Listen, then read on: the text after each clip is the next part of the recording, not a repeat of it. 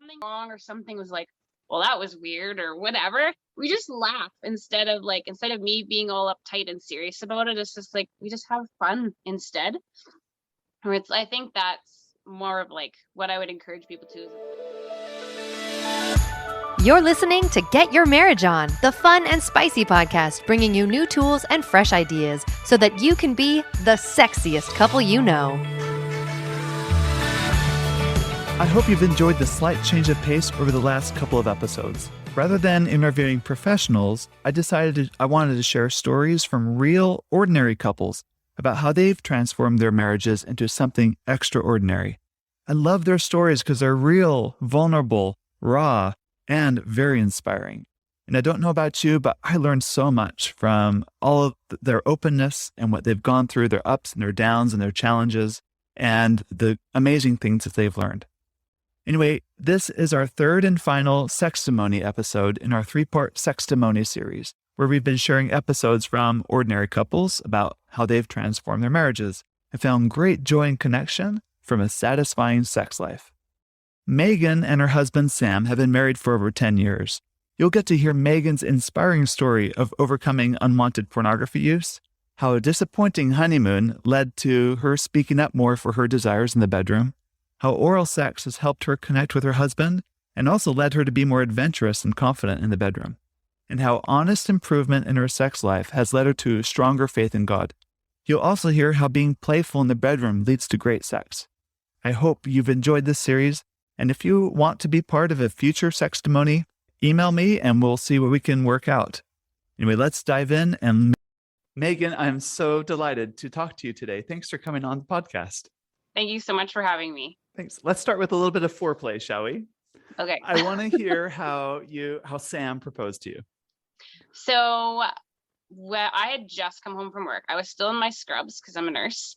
Mm-hmm. And I get home, I walk in the door, and there's this ginormous bouquet of flowers on the table where the door was. And there was like an odd flower in there.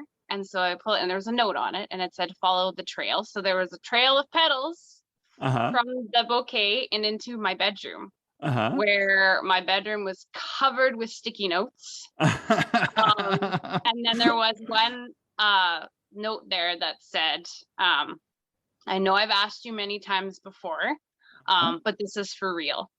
And then I turn around, and he's down on one knee. Oh, a surprise. It was we knew we were getting married.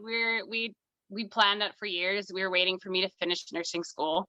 And so it was, but he used to ask me all the time, will you marry me? He's like, yeah, of course I'm going to marry you. But it was never like the real thing. So, but I still had no idea when he was actually going to pop the question. It was going to happen. But so, yeah, it was Thanksgiving weekend, actually. Oh, wow. That's around the time we're recording here. Oh, maybe Canadian Thanksgiving. Canadian, yeah. Yeah, So October. Early October, yeah. Wow. Yeah. So, yeah. So I always think about that on Thanksgiving. Awesome. What a romance. What a romantic man you married. That's awesome. Oh, yes. That's cool. Yeah. So how long were you engaged for before you got married? So we were engaged for about 10 months. So October, and then we got married the following August. So we've been married for 10 years now, and together for 17. That is so cool. Yeah, I've been together a long time. Yeah, high school sweethearts. That's great. Yeah. So what were your expectations of sex going into marriage? So when I was growing up, my mom was very good about talking about, like, if we had questions. She was very good about like talking about and answering our questions. And, I knew very well about how the body works and like what happens with sex. But other than that, there was never any talk. Like, it wasn't talk about, like how exactly it feels, or like how, there wasn't anything any more than that. Like the pleasure conversation? Yeah. And the only piece of advice I ever remember getting from my mom was, you're going to need a towel because it's messy. So I was like, okay, I'll remember that. But oh, interesting. Yeah. And so, I grew up going to church, and it was just, not something that was super talked about. But I did grow up during the purity culture. So I had decided at a young age that I was like, okay, well, I see my virginity as a gift that I give to my husband. Right. So I had made my pact. Did he get that a I would true give- love waits ring too? No, I didn't. Uh-huh. But I had actually written out my pact. Oh, that I was, gotcha. Your yeah, contract to my yourself. contract. Uh-huh. Yeah. And so that I was like, no, I'm going to save it for my husband. Mm-hmm. And we were both virgins on our wedding night. Uh-huh. We were not perfect by any stretch of the means. But we were virgins on our wedding night. So the other thing is that I had my own struggle with porn and masturbation for many years in my teens. Mm-hmm. And so, that gives you a very unrealistic view of what sex is. Gotcha. So, and TV and movies, again, they also give you it's not what it actually is like. So I went into it really, that was all that I really knew about what sex looked like. And then my in-laws, before we got married, gave us a book called Intended for Pleasure. Uh-huh.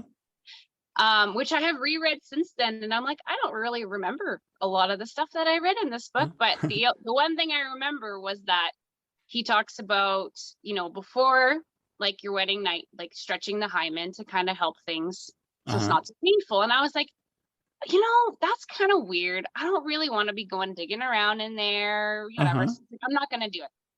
Yeah, well, our wedding night was very painful for me. Oh, ouch. And then I felt like it was my fault, because it's like, well, if I had followed the advice that was given, it could have been a lot better. Sam was amazing. He was super patient and gentle with me. And finally he was like, we don't have to do this tonight.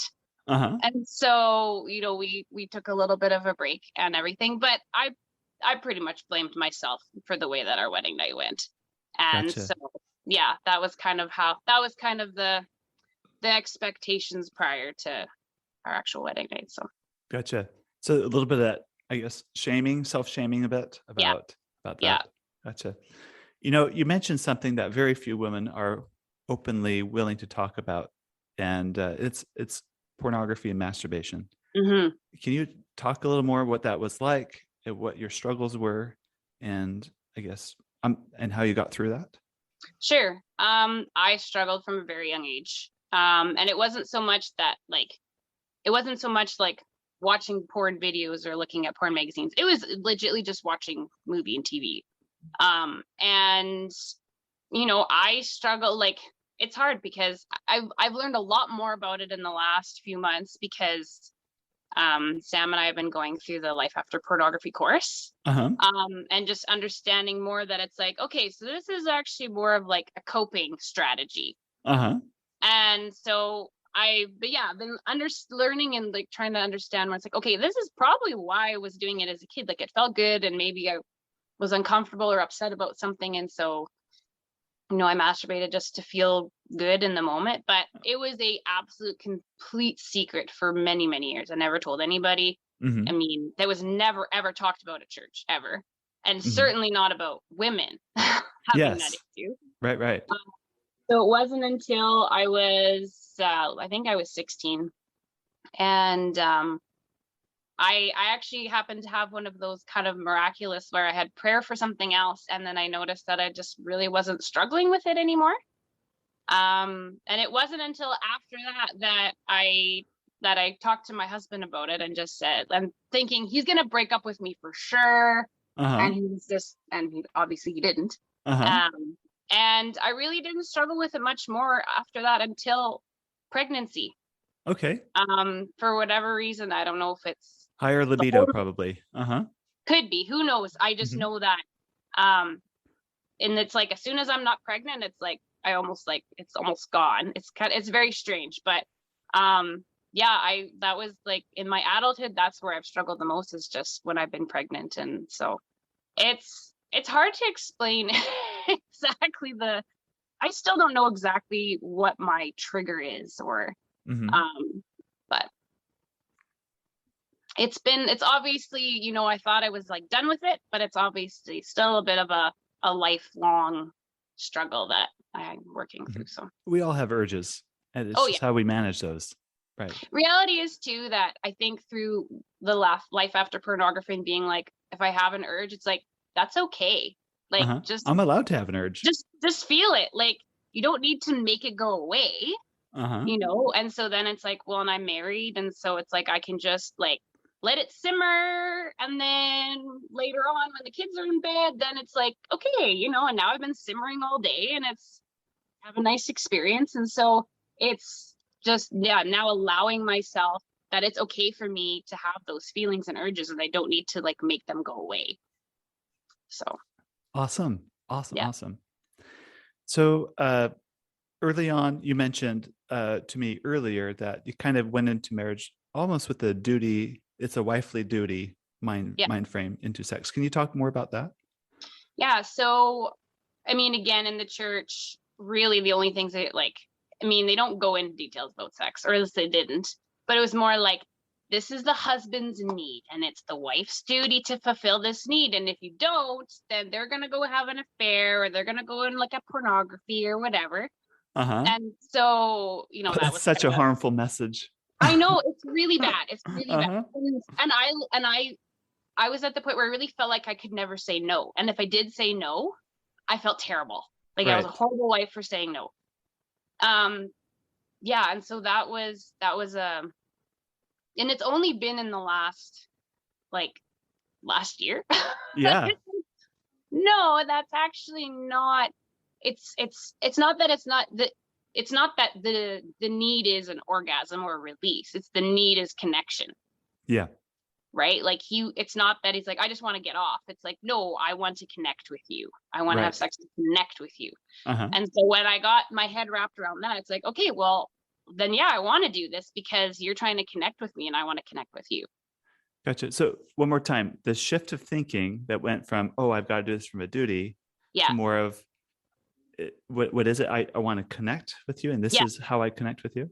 Yeah. Like, I mean, typically, I like women connect more like by talking and more emotionally that way, and men tend to be more physical. But neither is bad. They're both, again, it's the need for connection. It's just like, again, it's like, I don't want to just like have sex with you and it's like, yeah, we're good. It's like, no, I want to actually like be with you and connect with your body. And so it was more of the shift from the duty to like connecting. Awesome.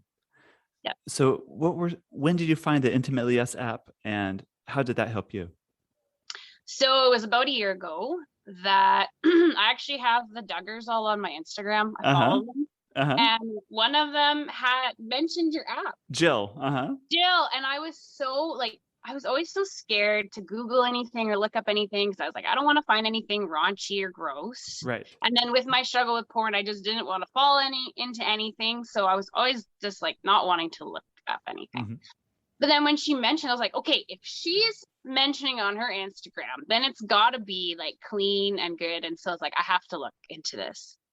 So I started and I was like reading everything on the app and like started listening to podcasts, and I told Sam about it. He got super excited about it because he's like, oh, she's doing her research. Like, I'm excited to see where this is going. And it's been, super helpful in changing my mindset about a lot of it. And so, and then, just adding a little bit more fun and spice and different things to, liven it up. So it's been awesome. What are some of the new fun and spice that you've done, if I can ask? And of course, now I like have to think about it. So, I don't know. I think it's just trying. Some of it is trying different positions, and I think even like you've had a lot lately, you've been doing a lot of stuff about like female orgasm and stuff and things to kind of help with that. So it's been a little bit more of like playing around with some of those things. That's great. So, good. Yeah. You mentioned as you emailed me planning for this podcast episode, Sam came to you asking, let's try this one thing. Right. And it really upped the quality of your sexual connection. Can we talk about that?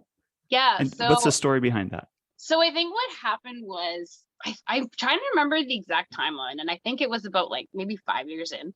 And so our sex life was pretty routine, which I was okay with because if it was good, then it's like, let's not mess with a good thing, you know. Right. And because we had struggles earlier on too, that just like for me it was like, okay, we found something, we found a rhythm, we found something that's good, let's not mess with it. Right.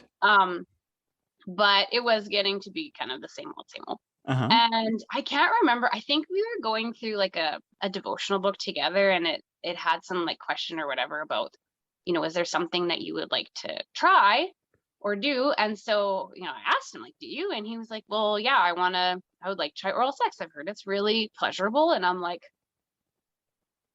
in my mind, it was like, well, that's dirty. Okay. You know, Uh-huh. like you know, for whatever reason, I don't know, but I was just like, well, no, like, you know, when you're a Christian couple and married, it's just intercourse. It's like, you don't do those other things. Uh-huh. So I really had like, I think I told him I'll think about it, you know, I'll get back to you on that. Uh-huh. But I got to the point where I was like, well, if he really wants it, and like we were both in agreement about it, I'm like, is it really a bad thing? Uh-huh. So I was like, okay, well, you know, I'm willing to try it. But then he threw the curveball at me and was like, well, no, I don't just want you to do it to me, I want to do it to you too. And I was just like, Oh. why would you want to do that? I was Uh-huh. just like, in some ways almost like grossed out. Like, why would you want to put your face down there? I'm like, I think Uh-huh. that's kind of gross. But Uh-huh. it was like, okay, we'll give it a try. Mm-hmm. And yeah, it's been amazing since then. Like I literally had no idea it would, you know, and I think so it's one of our favorite things now. That's great. And I think what it did for me too is just allow me to be more adventurous, like Mm-hmm. try new things, and yeah, just be more curious about, you know, and realizing too that it's like, well, are these things actually dirty? Like if we both agree to them and we're okay with them, is that bad?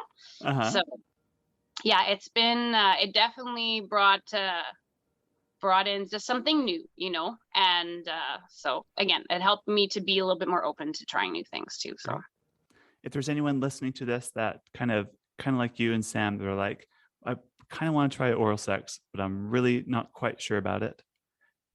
Anything advice you'd give them? Like, what are the benefits of it for your marriage? Like, how does that act help in conjunction with everything else that goes on in the bedroom? I mean, straight up, it just feels good. Like, Uh-huh. I mean, we both agree that it's that we enjoy it. And it's just, I mean, for me too, like, especially as a woman too, when you're trying to find ways of actually like getting an orgasm, if you don't get vaginal, Mm-hmm. then like oral has been wonderful that way. Mm-hmm. And so, yeah, I don't know. I don't know what my advice would be other than just try it. And then if you don't like it, then don't do it. Right. I mean, what's it gonna hurt if you at least try it? And you know, and then what? So then you're like, well, it's kind of weird. It's like, yeah, but if you don't try it and you're missing out on something awesome, you know, like at least give it a go. That's great. Very So, good. yeah. Cool. So it's that adventurous spirit. Hey, Yeah. we can do this. We can try Yeah. that. Yeah. Are there other things you've tried that were more adventurous that have like helped your marriage, or things that were duds? Like, yeah, we're not doing that again. Oh, I mean, I don't know if there's anything specific that's been a dud per se. Because I mean, sometimes, because I find sometimes like one time something feels really good and the next time it doesn't. And so it's like sometimes you just have to like, You just roll with it. It's so different from time to time. And that was one of the things like early on too, where it was like if we had a dud, like we had a night that was like, oh, that didn't really go well, I would take it so personally and felt like it was my fault. Oh yeah. And I think the big part of it was, so 6 months into our marriage, I was using birth control that started making me sick. Okay. And so I had to, and I tried a few different kinds and it just wasn't making any difference. So we had to switch to condoms, and Sam was really not happy about that. Uh-huh. And so then we really struggled for a while after that, because I mean, condoms just really suck. They really inhibit a lot of the pleasure and everything. Uh-huh. So, and then of course, then I felt like that was my fault too, because it was even not like I controlled getting sick on the birth control pill, but right. it was like, well, this is my fault that we now have to use this. And so there was a Uh, lot of times where we would have sex and it just was like, no, this isn't happening because of the stupid condom. And it was just like, then I felt like, again, I was blaming myself for it. gotcha. But then over time, I don't know what shifted there either, but it was more like having more fun. Like it was like we laugh so much more now. Like Uh-huh. especially if something goes wrong or something was like, well, that was weird or whatever. We just laugh instead of me being all uptight and serious about it. It's just like we just have fun instead. Or I think that's more of like what I would encourage people to is it's like you don't just have to like be so focused on the orgasm or so focused it has to be a certain way. Just like have fun and if it doesn't work out, it's like, well, we can try again later or Uh-huh. whatever. And so yeah. You've mentioned this several times on our episode today. So I'm wondering if this is a pattern for you. When things kind of go wrong in your marriage, is it your default to blame yourself? Yeah, I think like a lot of people, I'm hard on myself, Uh-huh. and and it's hard because it's like I don't know like I mean in some ways it's like I don't know why I always like resort to that, Uh-huh. but especially if I don't see his fault in it, then Uh-huh. it's like, well, then it must be my fault. Gotcha. Uh-huh. So I mean, even though like really it's a two-way street. And again, it's like once I changed my attitude and like stopped being so serious, Uh-huh.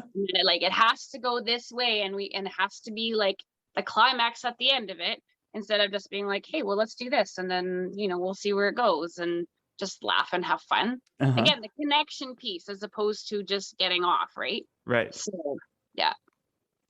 And having fun, that is so important.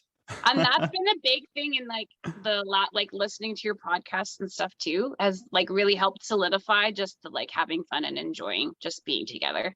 Yeah. So And those are the times where you like go, I was so glad. It was so worth my time. I'm yeah, really happy absolutely. it Yeah. satisfies. Yeah. Um, Yeah. that's Well, so and great. lately, since the birth of our last one, and I think, I don't know, maybe just being in my 30s, Uh-huh. I'm the higher desire spouse right now. Nice. And Well, I mean, great. There's always going to be a higher desire spouse and a lower desire there spouse is, in a marriage, but and I'm it right now. And uh-huh. so for me, sometimes it's like, it's not that I don't enjoy doing other things with him, like watching a movie or doing something else, but it's like, Uh-huh. if that's all we do in an evening, once the kids go to bed, I'm like, I'm cool with that. Yeah. Uh-huh. That's an enjoyable evening. I Right. felt connected to you. So yeah. That's so good. Yeah. Any advice for women that kind of struggle with anxiety around sexual things? Like they're not, I don't know, I'm thinking of like maybe because of the way they were raised or certain circumstances, just sexual topics.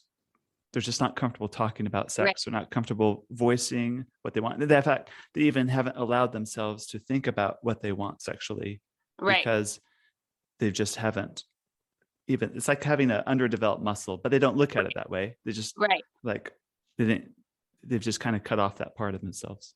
Right. I mean, honestly, I think you just have to, I mean, it's hard to tell somebody, oh, well, just do it, right? Because it's, but at the same time, you have to talk about it. And I know there were times where it was really awkward, like even just like outside of the bedroom to like talk about those things. But I find it's almost better outside of the bedroom to have some of those conversations. Yeah, I think you kind of, I don't know, in order to like really grow, you really have to just kind of suck it up in a sense and just like talk about those things. So if you don't talk about them, then there's not going to be any change. And and being open to having those conversations, being open to, because then I feel like once you do it the first time, like you talked, then it's so much easier to do it after that. Gotcha. And like Sam has been nothing but encouraging, and he's been always like, tell me what you want. I want to know what feels good. Like he's always asked me, he's always cared. And I just was always just too timid to say anything until the last little while. And so, because he's always like, for him, it's more enjoyable when it's enjoyable for me. Yes. Like he doesn't just care about himself. It's like, no, I want, like, this is for both of us, even though I really didn't get it in my head that it was for both of us until like recently. Uh-huh. But it's I feel like now that we talk about it more, it's easier. Gotcha. And when you try more things, then it's easier to try more things. And Uh-huh. so it's just getting that, like, and getting over that initial awkwardness Uh-huh. and that initial first step. And once you do that and you're like, oh, this isn't actually that bad. This It's isn't like, as awkward as I thought it was going to be. and you like Yeah. success begets success. Like one Yeah. small win leads to the next larger win and so on, right? Right. Kind of gain sexual self-confidence that way. Yeah. And so, and I mean, even though it's like, well, I've had 4 babies now, so my body's not the same, but I almost feel like more sexual and like more confident in, like, because just again going through the whole journey of like that we've been on, Mm-hmm. and realizing that it's like, well, no, he actually, like, it's not this specific body type that he is looking for. It's like, it's just connecting with me. It's you. He wants you. It's just me. Yeah. So reality is, it's like he had to help me get to the pregnant with those babies. It wasn't just me. Yep. So, but yeah, no, it's and I'm hope that my story helps at least one person out there. Like, as weird as it is to talk about my story with somebody else, it's like, you know what? I mean, you talking about your story and other people has helped me so much. So it's like, if you're willing to open up about your own sex life to help other people, then like, I feel like, I want to do the same. So that's great. I want to ask, how has strengthening yourself sexually also strengthened your faith in God? That is an interesting question. We're going off script a bit, but it's just fine. I'm the planner, so I was like, read the questions and like,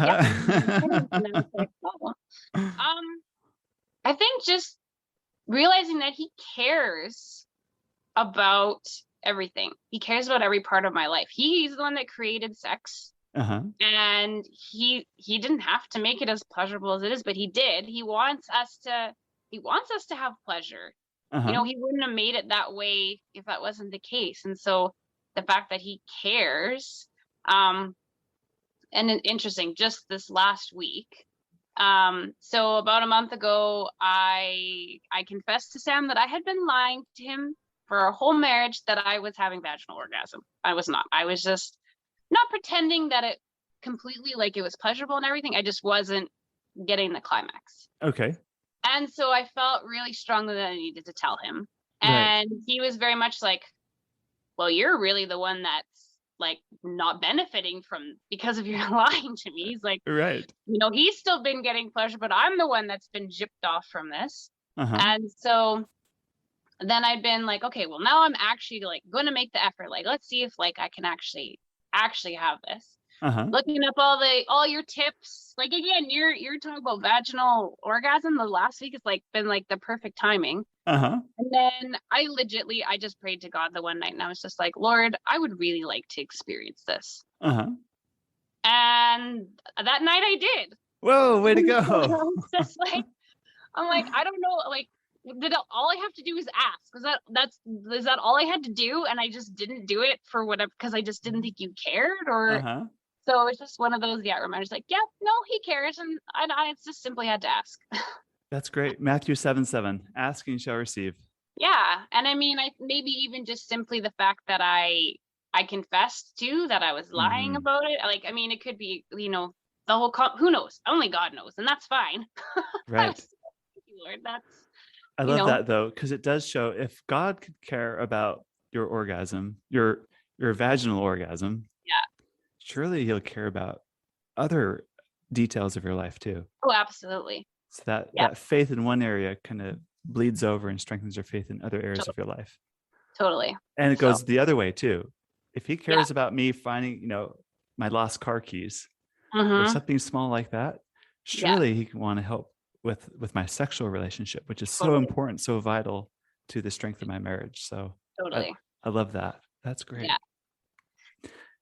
Any other tips or advice or things you'd want to share with anyone that might be listening to this? Honestly, like you were saying earlier, just have fun. I feel like that makes a huge, when you're not so serious about it, it's and you just like trying to enjoy being together. Like even there's been times where it's like I wanted something and he didn't, and I was like, hey, well, can we just cuddle like naked?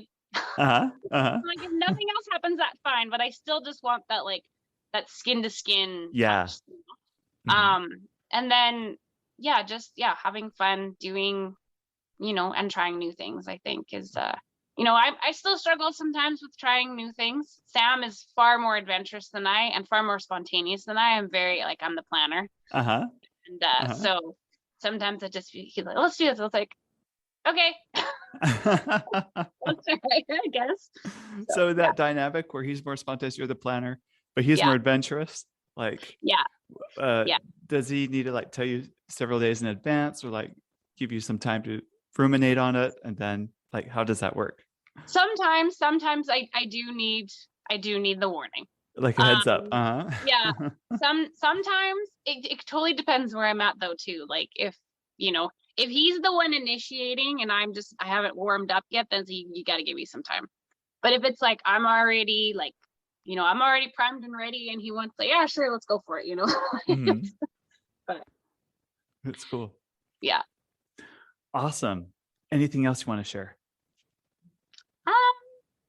I don't think so. I think that covers everything that I was thinking about sharing. So very good. Maegan, this has been a pleasure. Thank you for being so brave and coming on and sharing your experience and opening up. Yeah. This is how we help others in our community, other Christians, or you don't need to be a Christian per se, but this is how we learn. But we're honest, we're sincere about it. We're not, I think this is the right way to go about helping other couples. Totally. And it's helped me and like listening again to you guys. And I think that's been part of the problem over like however many years is the church just not talking about it. Right. And so, I feel like we need to, and it's a hard balance too, when you want to like keep your sex life kind of like sacred in a sense, right? That it's between the two of you. But then at the same time, sharing enough to help others, My belief on that, if I can interject, like, sure. I think the church is right. It's to set what's morally right. Yeah. Like we believe in complete chastity before marriage and complete fidelity after marriage. Yeah. But I wouldn't go to a chiropractor for a skin condition. I'd go to a dermatologist if I have a skin condition. So if I have a sexual question, I really wouldn't like necessarily turn to like my pastor or someone at church. I'd go to like a sex expert about those things. Yeah, absolutely. So I think sometimes we expect a lot from our church to talk about sexual things. Sure. When the actual sexual things, although aren't discussed at church. It's difficult when it comes to sex because it kind of bleeds over into the morality discussion too. Yeah. And it's one of those like, it's hard because like, but even if you're not looking to the church per se, but you're like maybe asking like, who do I go to? But they don't even know where to go to, right? You know what I mean? Because it's just like, we just don't talk about that. So like, then I think that's the hard part is not even knowing like, where do you even find the help? Like, okay, so your pastor's not going to tell you, but they don't even know where to like send you to get that you need. And also some pastors have a terrible sex life themselves. So, or they have a lot of insecurities or anxiety around sex alone. Totally. So totally. Yeah. I've read that generally speaking, women have a greater sexual capacity than men do. So women can experience multiple orgasms. Yeah. Their orgasms tend to be a lot deeper, longer. They have this great capacity. Yeah. Compared to men. Right. And some men feel threatened by that. So so as a reaction, because they're insecure, they will put down women or put themselves up in some cases. Yeah. And that if that perpetuates too long, then you get a lot of the problems that our parents' generation inherited. Right. And so part of it is like what you said at the very beginning is understanding that sex is really for two. Yeah. And it's for the two of us. It's for both of us. Yeah. And that's how you build a great sex life. Yeah. And I mean, it's made a huge difference. I mean, if not for Sam, it has for me. Right. So, which of course, if I benefit, then he's benefiting too, right? So Right. yeah, it goes both ways. Cool. Well, thank you very much. Thank you so much. This is surreal. It's been great. Good. Cool. So, We hope that you enjoyed this episode of Get Your Marriage On. And if you did, we would love it if you would take a few seconds to give us a rating on iTunes and to share the show with your friends. They'll thank you for life. Once you've done that, you can head over to getyourmarriageon.com for more resources about today's topic and to download our amazing marriage apps. Now go get your marriage on.